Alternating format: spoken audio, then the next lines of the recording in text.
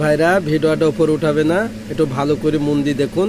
মুর্শিদাবাদের যে ঘটনাটা ঘটেছে, কারা দোষী আর কারা নির্দোষ একটু দেখে নিন। সবাই তো মুসলিমের দোষ দিচ্ছে, আপনারা একটু নিজের চোখে দেখে নিন।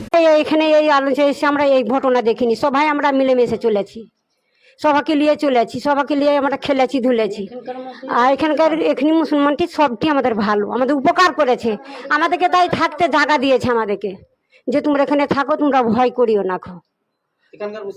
হ্যাঁ, এখানকার মুসলিমরা ভালো, আমাদেরকে থাকতে জায়গা দিয়েছে, আমাদেরকে তাই আমাদেরকে জল খেতে দিয়েছে। আমরা শুকিয়ে যাচ্ছিলাম, আমরা চোখ মুখে কিছু দেখতে না চাই, জল ঢালা, তেল ঢালা আমাদেরকে করেছে, খেতে দিয়েছে। আমার নাম গৌরী ঘোষ।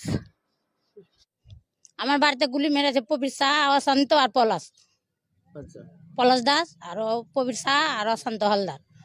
নাকি মিডিয়াতে টিভিতে খবর হচ্ছে নাকি আপনাদের মুসলমানরা তাড়িয়ে দিয়েছে বাড়ি? না, আমরা মুসলমান তারাইনি, আমরা মুসলমানের পার্টি করছি, তার লেগে তো আমরা মুসলিম হয়ে গেছি।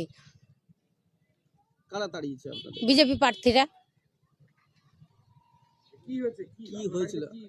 আপনারা ভিডিওটা দেখলেন বা শুনলেন, এবার আপনারা জানিয়ে দেবেন যে মুসলিমরা আসলে দোষী না বিজেপিরাই করাচ্ছে, আপনারা বিচার করবেন। ঠিক আছে।